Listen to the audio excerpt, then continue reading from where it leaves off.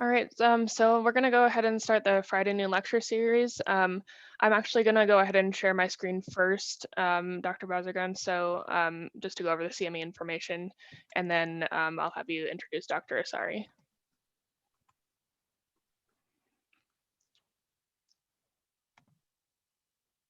I'm sorry, did you want me to go ahead, or are you going to talk about CMS? Yeah, I'm going to go over the CME information first, so if you could unshare your screen real quick, I'll share mine. Sure. Thanks.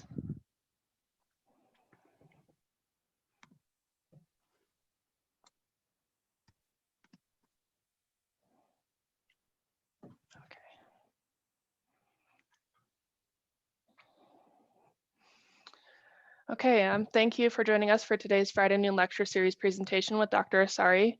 We'd like to begin with a few notes. By default, participants' video is turned off and all participants are muted. We ask that you keep your video off and remain muted for the duration of the presentation. We will turn participants' video off to minimize distractions. We will have a Q&A at the end. If you have any technical difficulties, please message the Zoom meeting host listed as Bonnie Doman. We would like to inform you that this session will be recorded. Today's session is accredited for CME credit. These are the overall learning objectives for the Friday noon lecture series. These are today's session-specific learning objectives. None of the individuals involved in this activity had anything to disclose. Charles R. Drew University is accredited by the Accreditation Council for Continuing Medical Education to provide continuing medical education for physicians.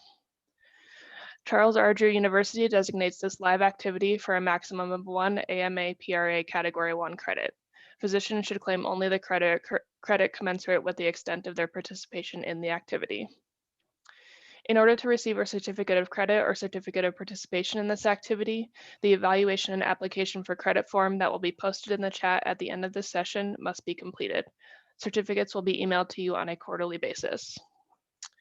If you have any questions, please contact the Office of CME.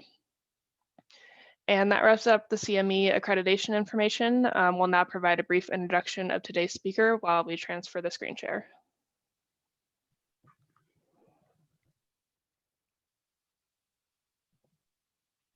Thank you. Good afternoon, everybody. It is my pleasure to introduce our speaker today, Dr. Shervin Assari, MD and Master of Public Health. He is a Director of Proposed Center for Marginalization-Related Diminished Return. Dr. Assari is an Associate Professor with Department of Family Medicine, as well as Department of Urban Public Health at Charles R. Drew University of Medicine and Science. Dr. Assari received his MD in 2002 from University of Medical Science in Iran and his M.P.H in 2011 from University of Michigan. Before joining us, he was a faculty after he earned his Master of Public Health from University of Michigan. They recruited him to be assistant professor at University of Michigan, and 8 years later, he was a visiting faculty at UCLA, and we were lucky enough to recruit him in February 2019. Dr. Assari has developed a theoretical framework that called minority diminished returns. I'm not going to talk about this theoretical framework because he will extensively today will talk about this theoretical framework. All I can say that this theoretical framework is a new innovative way to advocate for addressing structural racism, specifically in the United States.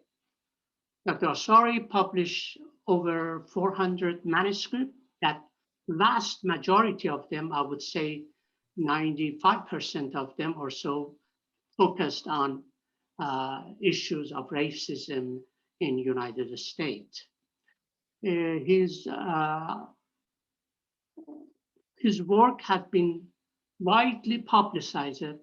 He is an elected fellow of the New York Academy of Medicine, Society of Behavioral Medicine, as well as American Academy of Health Behavior. As I indicated, Dr. Assari's theoretical framework and related research has been publicized by many different institutions, including recently by the Anti-Racism Policy Center at Harvard University, and also his work appeared in Washington Post and publicized by other major news media in the United States. So that being said, I would like to, ask him to present his, presentation today, and I'm really delighted that we have him here today. Thank you. Dr. Assari, you have the podium. Thank you very much, Mohsen. Thanks everyone for the opportunity. I appreciate it. It was a great introduction, so thanks a lot. So the discussion that I want to have with you today is about like my work over the past 5 years, which started in Michigan, and then I was lucky to continue it under supervision of Dr. Vicky Mays at UCLA, and then with Mohsen Bazargan. So the work that I did was starting with some different associations between Black community and white community. And then I had a conversation with a faculty, and she said, maybe you need to test the pattern in other groups. So without blaming the group or stigmatizing the group, explore if the group, the pattern holds for all other groups. So I did so. I followed her advice. I started testing the same hypotheses in other groups, Latino versus non-Latino, LGBT community versus non-LGBT community, and so on. And Dr. Assari, I'm very sorry. Would you please put your presentation in presentation mode that we can see it better? Sure. Sorry to interrupt you. No worries. So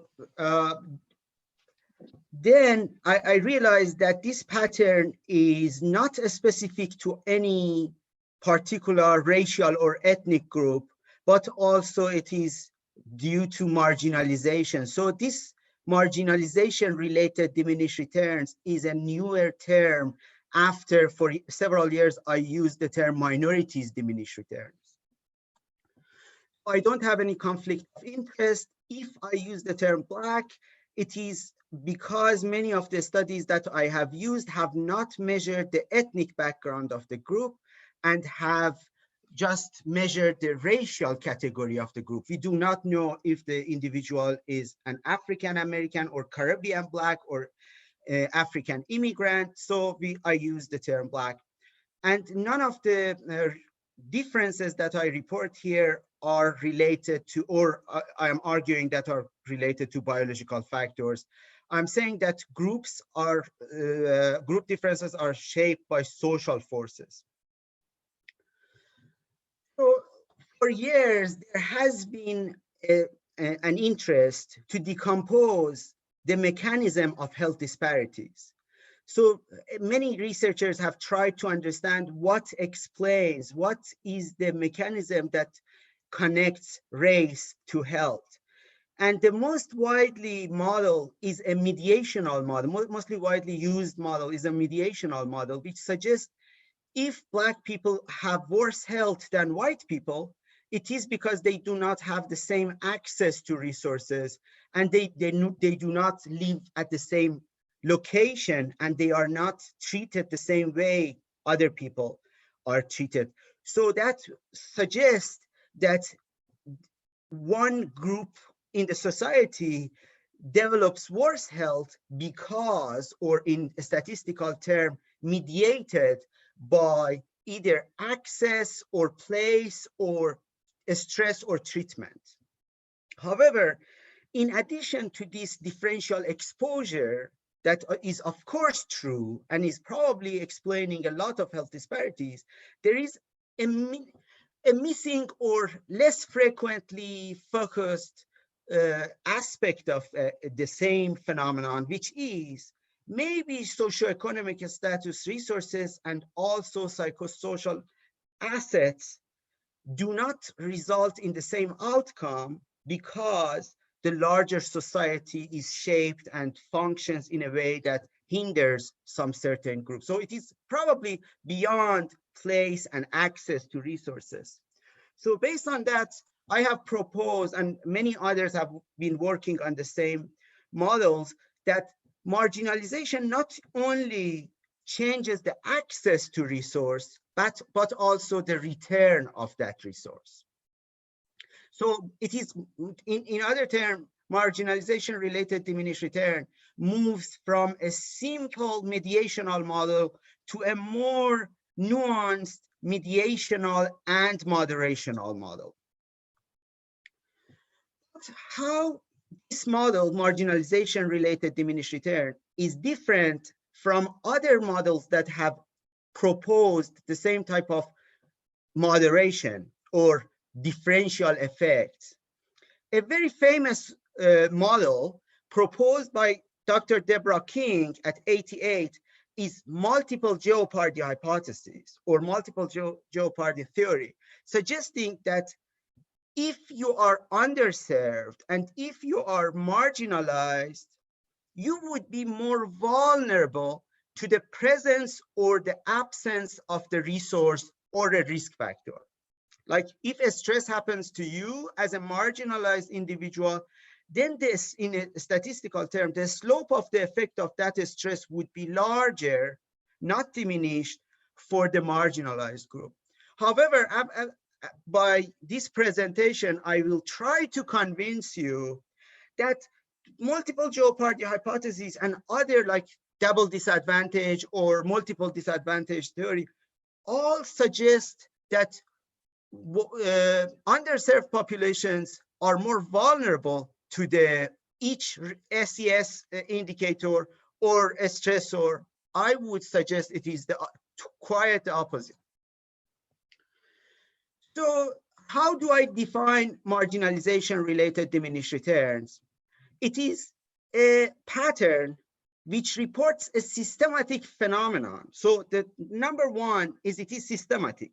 So it holds across almost all SES indicators, stressors, resources, and outcomes. So it is systematic, and it is in which it shows weaker or diminished effects of socioeconomic resources as well as psychological assets. By socioeconomic resources, I mean those things that are beyond us, like neighborhood SES or education and income. And by psychological asset, I mean like coping. So how much I can regulate my emotion, which is something we learn at a school.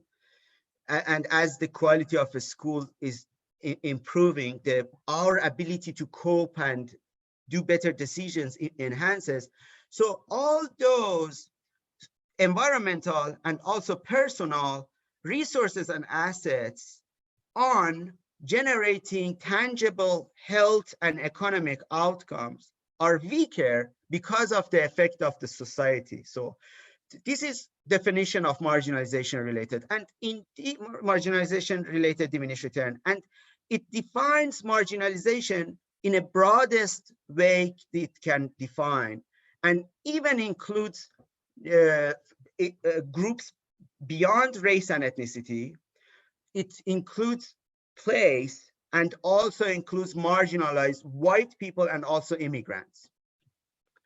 So in brief, this is the next probably 40 minutes. I'm going to summarize a number of studies that repeatedly show the same thing. So you may get a little bit even bored. But in summary, education, income, marital status, and employment also coping, self-efficacy, anger management, and mood. And even more recently, I have realized that even the demographic factors that operate as a generate an opportunity. For example, you expect in a clinical setting, a screening of either breast cancer or prostate cancer to be under influence of age. So the mind of the physician is supposed to register age of the patient and prescribe or advise certain diagnostics. I have captured diminished return of age for cancer screening among Blacks, and also sex and gender. I will explain to you.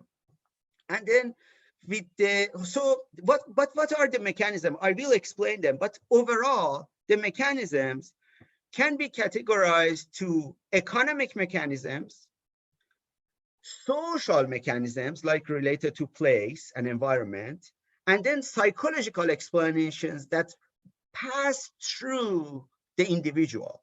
So the person becomes either more hopeless or a certain behavior like tobacco use may increase.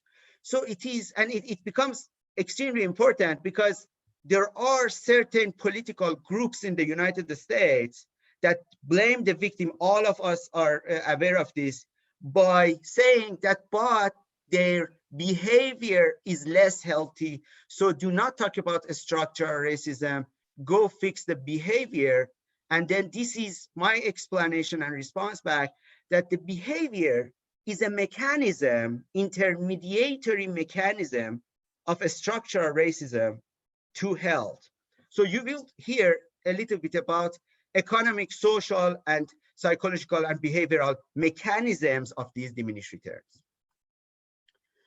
So giving you a few examples, in a representative sample of Michigan residents, if you look at the pattern of association between self-reported income, household income, and overall mental health, you will see a clear gradient of income from low income to highest income for white people, showing by red color here.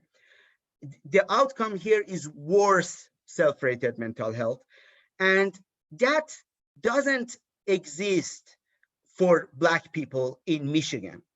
So that means if you pick a random white person from Michigan and you know their income, you can get an understanding of how their mental health, overall mental health is. What you do, if you do the same thing from a Black community, you wouldn't have any information about their mental health based on their household income.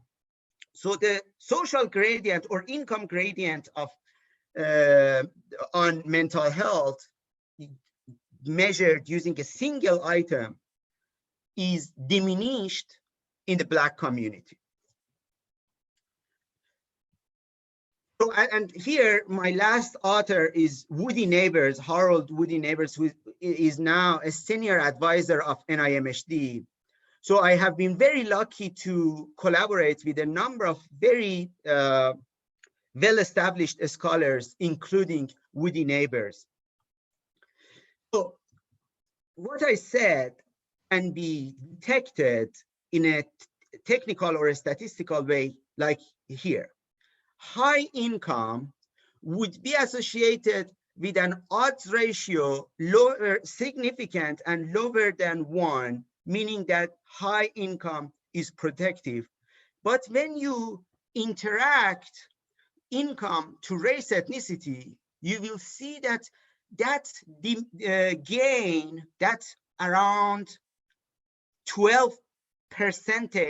It's not because it is odds ratio, but around 12% benefit in mental health because of increase in income is smaller, is 30% different in these two groups.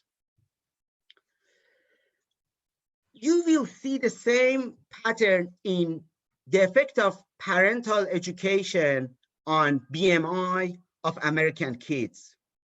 Here is the beta coefficient. As parental education in the family improves, the BMI of the kid in that family goes down overall by the beta coefficient of minus 0.45. And when you do the same thing, you test the statistical interaction between group membership and parental human resource or educational attainment, you would see that that gain is smaller for the marginalized group, here in this study being Black. This is the pattern of shape of association that you see.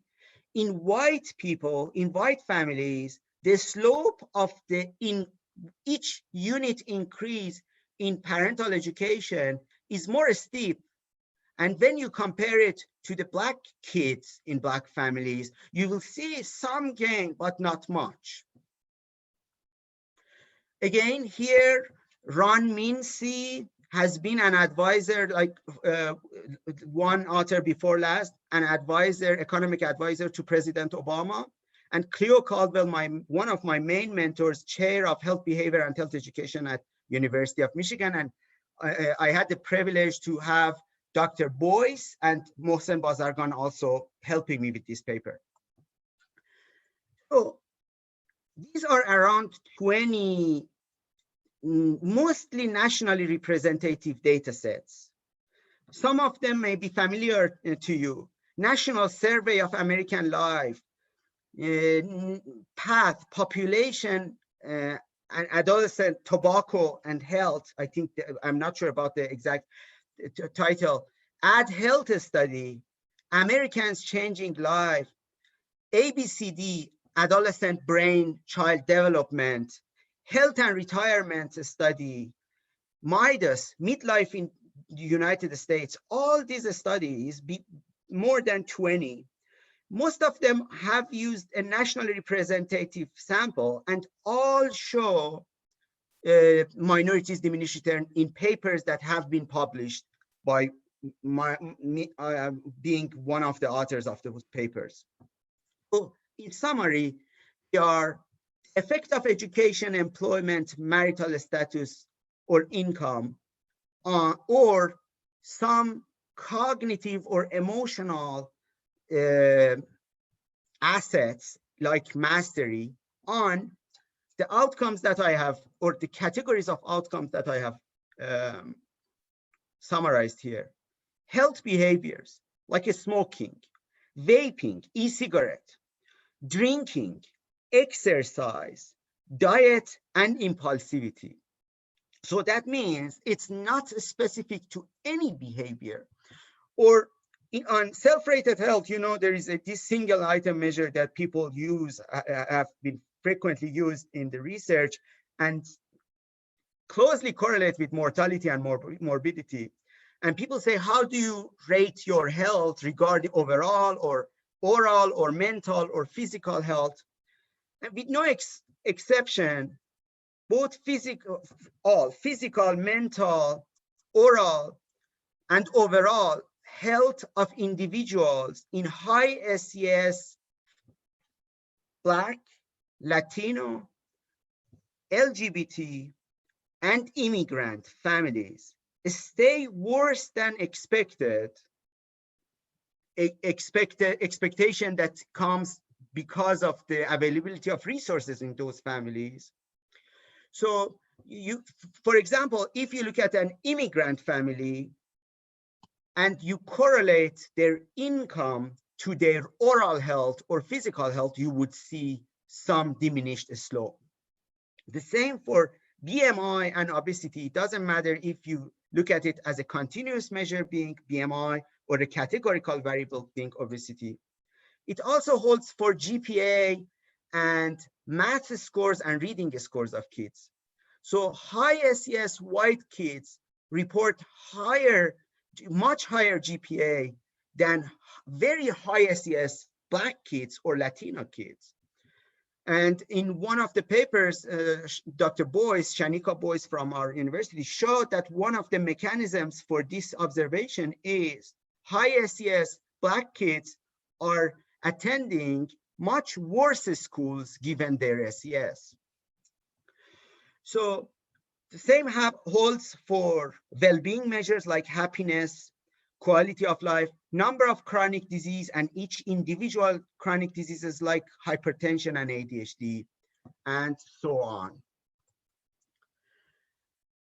So for hospitalization, if you look at the protective effect of education and income, these are PMIDs that you can find them on, for example, protective effect of education and income against hospitalization based on race and ethnicity, or health service utilization. So if you look at the individuals who have not and have done a breast cancer screening, breast exam, and PSA, prostate screening, you would see that high SES white people report very high level of those screenings, but high SES Black and Latino people do not report high level of any of those behaviors.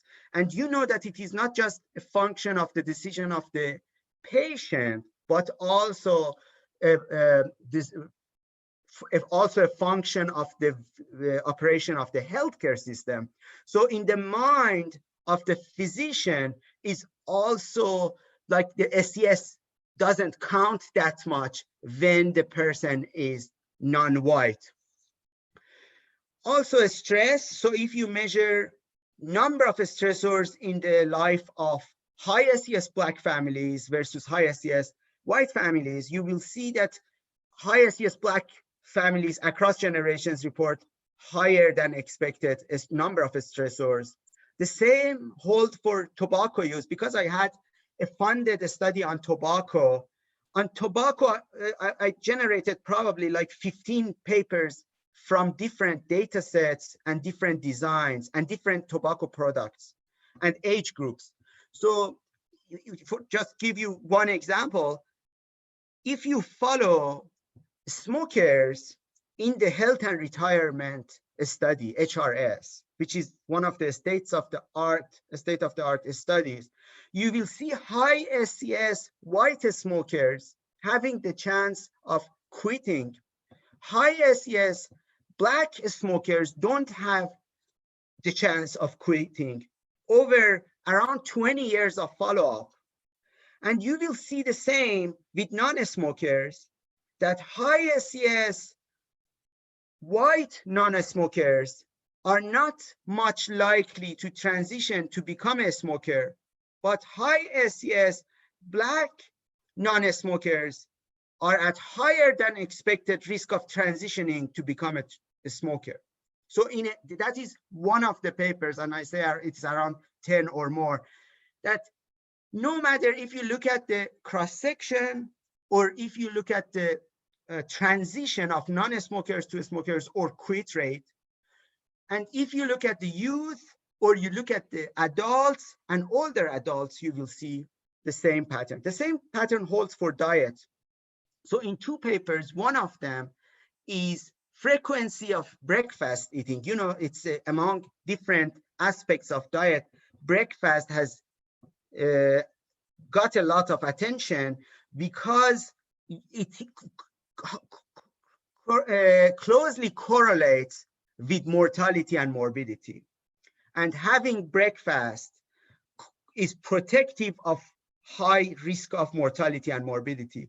And in fragile family, over 15 years of follow-up, high SES white kids eat breakfast in a statistical term. I don't mean that all of them eat a lot of breakfast, but when you compare it to high SES Black kids, you do not see that expected behavior which would be expected based on SES. And again, it's not that blaming the victim, it is a mediator of a structural racism. So if your parent is working 2 jobs for the same income, then you do not get the same chance of a breakfast when your parent is struggling or fighting structural racism and segregation. So here diet is not seen as a behavior decided by the individual, is just shaped by the constraints of the society. The same with exercise. So, as I mentioned, if you look at the Black community versus white, and that Black group includes any person who goes as a group, to the racial category of Black, includes African American, Caribbean Black, and other Black groups. Also, you can see the same thing in Latino people, Native Americans. So you see the same pattern. So it is only more difficult to find a study with a large enough sample of Native Americans. So this is one of the main reasons most of my papers are on Black community and Latino community compared to Native American. And also, of course, my mentors, I'm coming from a group that has had an interest to study health disparities in the Black community. So you also see that among Asian Americans, within LGBT community, and also even you see it among marginalized white people. These PMID numbers are those numbers that you can put to PMID to the PubMed and get the paper. I could not cover around 100 or more papers. So if you summarize these, you will see that when you connect almost any resource to almost any outcome, those parts, those edges of this diamond is not working the same way for all groups in the society, and they are not as a strong effects for the group, and it's a symmetrical way, and it is nothing related to behavior, and it is nothing related to education. You see the same thing with income, and you see the same thing with marital status. So bring you a few other examples. When you look at the general social survey data, GSS was conducted and is being still conducted by University of Chicago.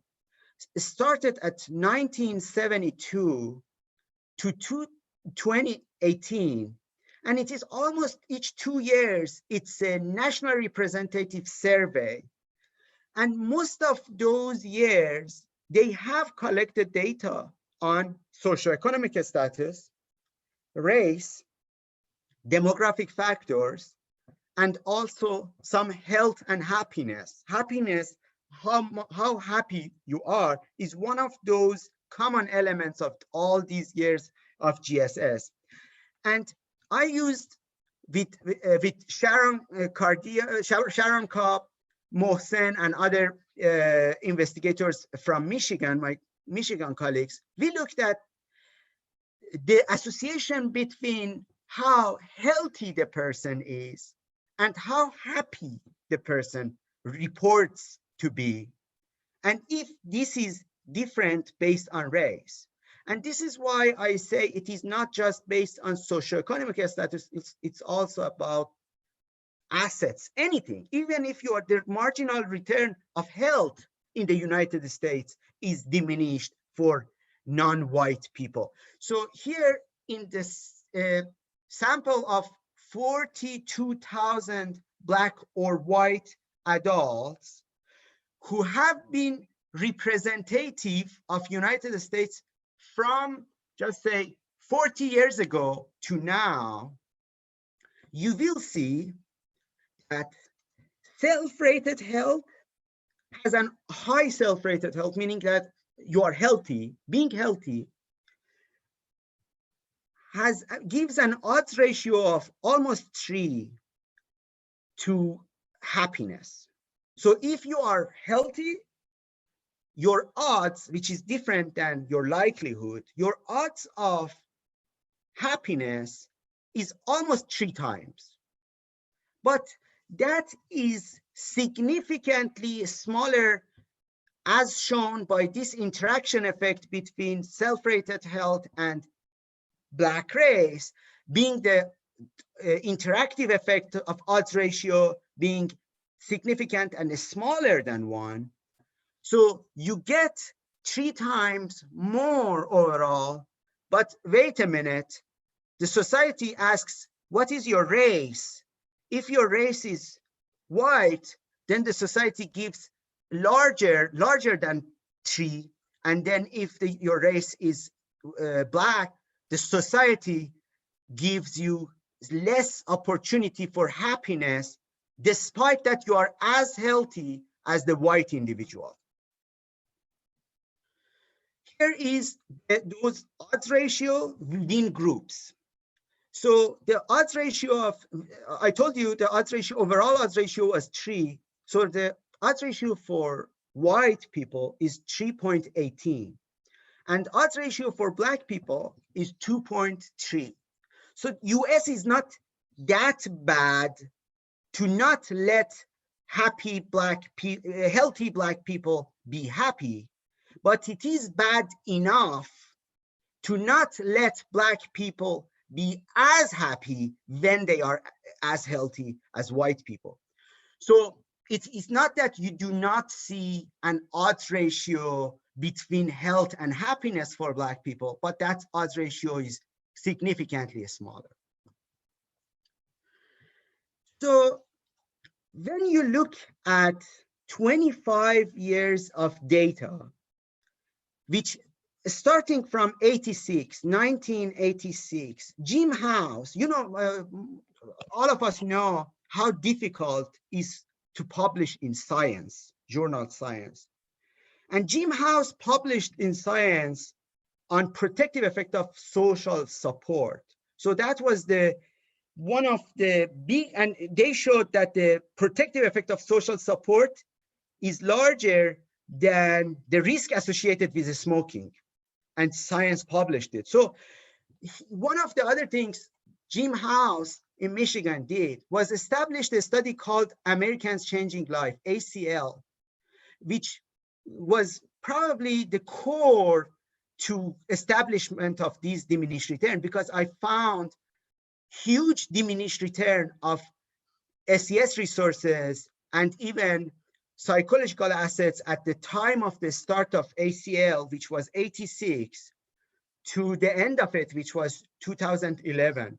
Here are 3 of those papers using ACL data, which is around 4,000 people. At the time of enrollment, they were representative of United States. So selected from different states and different neighborhoods with the same rate of white and Black people in them.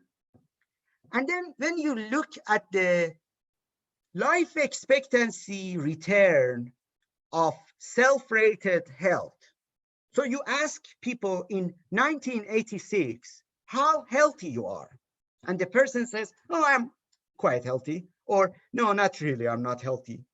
And if you follow that individual, those 4,500 individuals, for the next 25 years, which was till 2011, you see that the person who says I'm healthy would live longer. The person who reports positive emotions and lower depression would live longer. And the person who can solve a fast and brief cognitive test would live longer.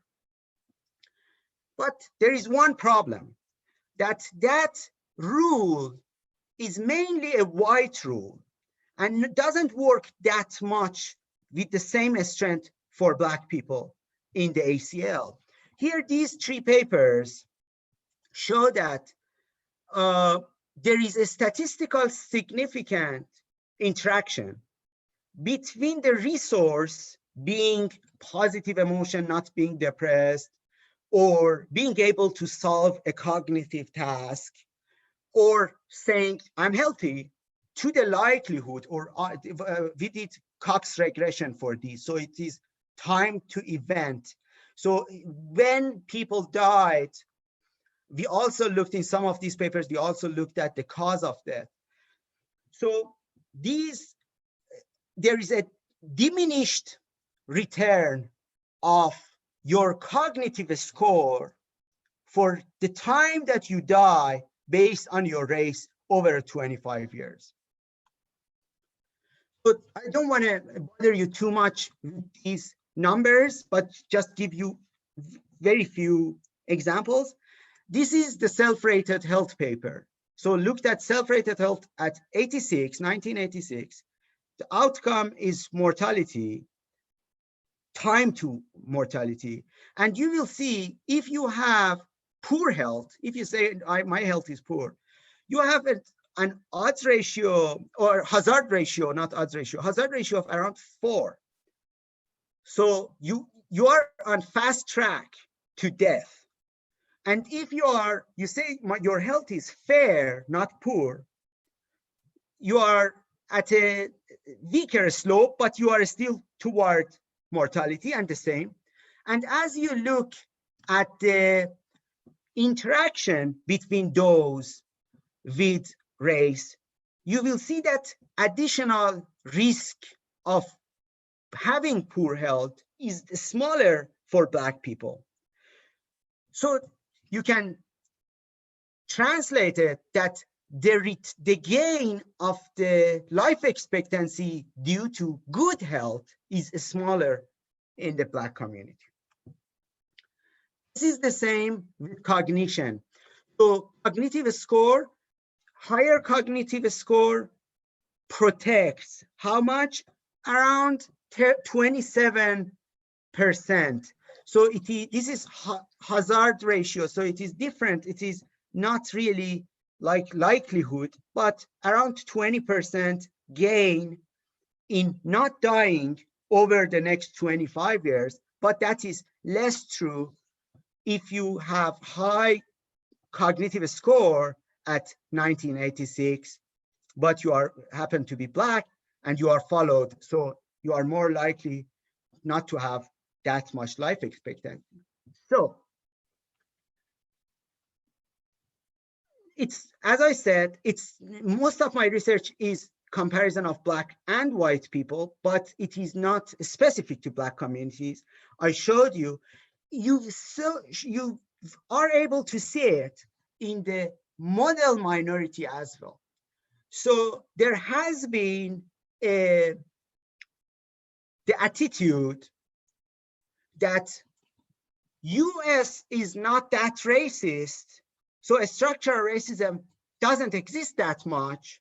Look at Asian Americans. So if I can show minorities diminished return in the model minority, in that attitude that is arguing against structural racism, then I am arguing against the reasoning. So I have been able, in 2 papers, I have been able to show marginalization related diminished return in high achieving Asian American kids and adults. This is one of the papers. So if you look at the effect of parental education on mathematical scores in a national representative sample, you would see that as parents' education is increased, you see a beta of 0.27 for the kid having a better math score, and that is significant. But that is smaller for Asian American kids who, in fact, they have better GPA and better math score than non-Asian American white kids. So you see that diminished return of parental education on math score for another non-white group. You see also in the LGBT community, here is a paper on LGBT versus non-LGBT, you see a protective odds ratio around 30%. So again, it's odds, it is not likelihood, but around 30% gain of high education on chance of not being a smoker. But if you are LGBT, your protective odds ratio turns to a risk odds ratio for the interaction term between LGBT and education. And here are those odds ratio. 69.69, like 31% gain for non-LGBT, and only 19%, 19% gain for LGBT people. So the bad news is that these diminished returns emerge very early in life. So there are probably now more than 20 papers I have published that either show this diminished return at birth or a child and before age 9 and 10. So these are some of the MIDs that you can see. Fragile families and child well-being, FFCHCWS study conducted collaboratively by Princeton and Columbia is one of the really state-of-the-art studies and has shown, so let me explain the design of the study a little bit. They wanted to study inequalities in fragile families and define fragile families by either low income or non-marital status of the family. And they followed kids from birth, and now the kids are more than 15 years, 15, and around 5 years of 5 data collection across different time points. And for tobacco use, for ADHD, for asthma, for chronic disease, for BMI, you see a diminished return of the socioeconomic status of that kid at birth to the age 15.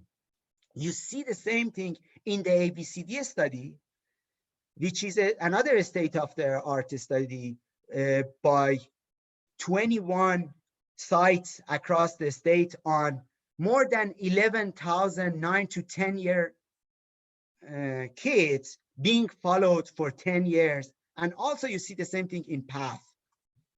Here are some— Doctor, sorry Yes. to interrupt. We just have about 10 minutes left, so we'll have to move into Q&A pretty soon. Okay, give me a few minutes and then, okay. Sure. This is another example with 5 outcomes.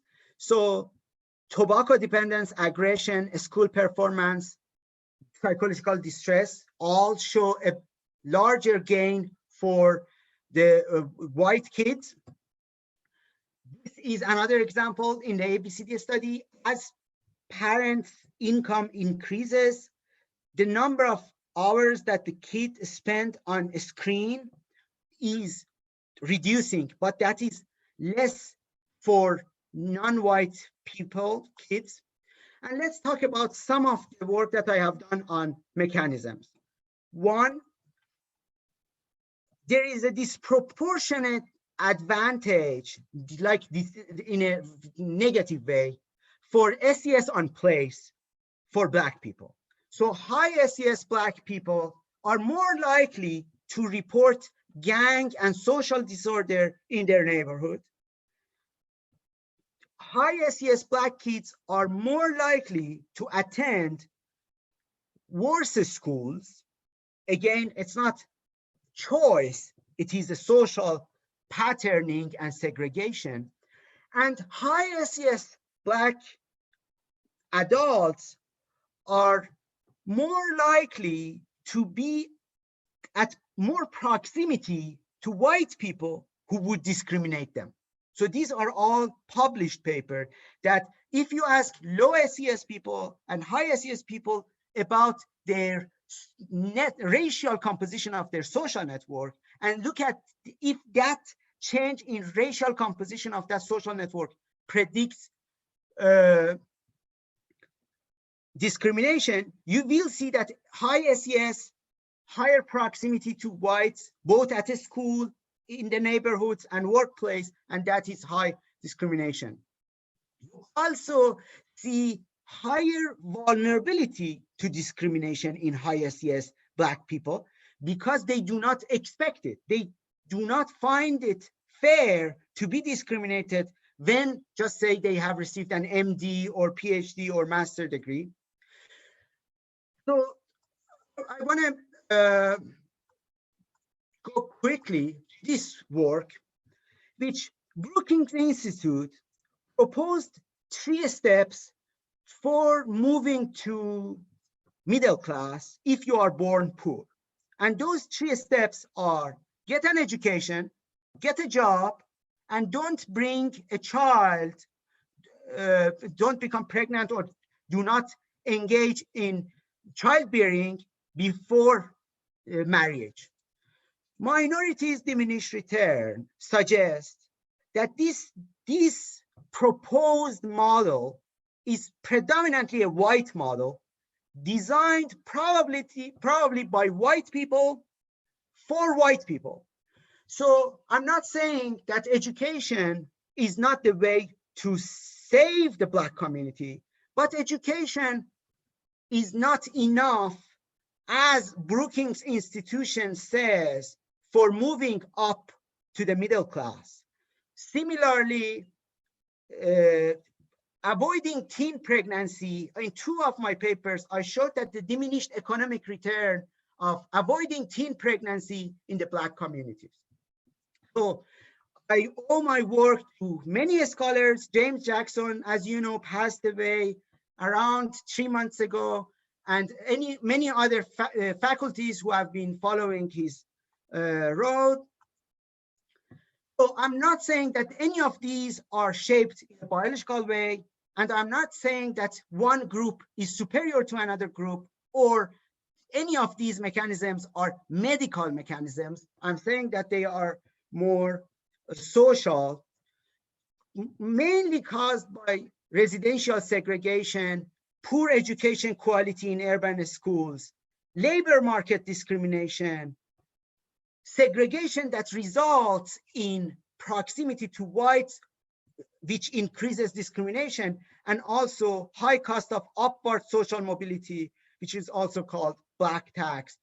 These are examples in Black community, but it is not specific to race. So what does it do? It tries to move the needle, not only to eliminate the poverty, but know that the poverty is just a part of the problem. It is the structural racism that results in worse than expected health of middle class people. So it is race and SES and place and all these mechanisms, not one of them. So again, policy implications definitely beyond access. And it is a lot about quality of things, quality of employment, quality of education, not just education. We should not just count the number of years at the school if the quality of education is drastically different. And it is also arguing against all those racist arguments, like if you want a solution for health disparities, increase marriage rate of Black community. We observe diminished return of marriage because of a structural racism. And my work is mainly supported by different NIH studies. I'm co-investigator of several studies. So I want to end with this. What happens to a dreamed deferred? Does it dry up like a raisin in the sun, or fester like a sore and then run? Does it stink like rotten meat, or crust and sugar over like a syrupy sweet? Maybe it just sags like a heavy load, or does it explode? So you see the social unrest I see social unrest as a response to structural racism, and I think diminished return has the potential to explain some of this. Thank you very much. Okay, thank you so much, Dr. Assari. At this time, we'll move into Q&A, and you may submit your questions via the chat box or unmute to ask a question. Once you've asked your question, please remute to avoid background noise. And we did have one question come into the chat during the presentation, so we can start with that one. The question is, was spirituality linked with happiness in the Black and Brown communities? Spirituality and religiosity and social support, these three non-economic resources and assets have shown to be higher and have a stronger protective effect. So it's two.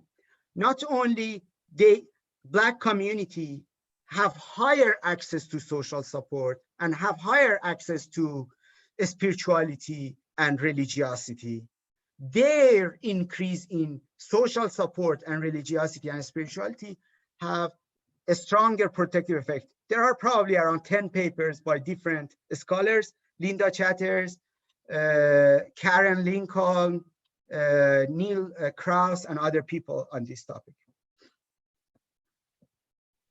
Great, and one more question. Have you collaborated with scholars regarding the weathering hypothesis and Black maternal mortality?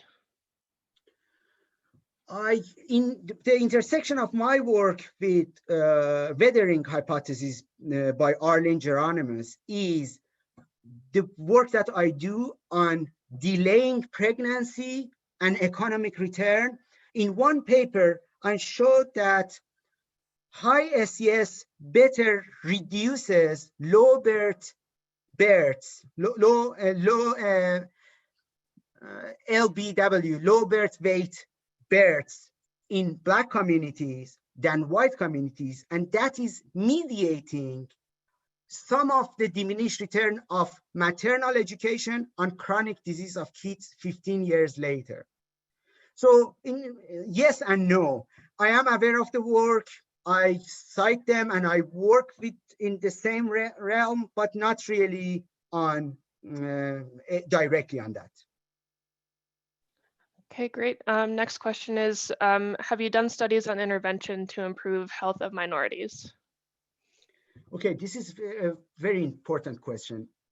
First of all, Dr. Bazargan is doing intervention work. So I am a part of that group. I am also coming from a group which was doing fathers and sons intervention, first in Flint, then in Ypsilanti, and now in Chicago, which is leveraging parental support and positive family relations for non-residential fathers to protect the health of both parents and also kids. I am more a type of researcher who is attracted toward observation, but I have been a part of some intervention work. Okay, and I think we have time for this one last question. Is there any difference in MDR between minorities who are first-generation immigrants versus other generations that are born in the States? Yeah, it is extremely complicated. Second, okay, if you look at the effect of discrimination, second-generation immigrants report lower level of discrimination, but each level of discrimination comes with a higher cost because they don't expect it. They find themselves as more American. They don't see it as fair.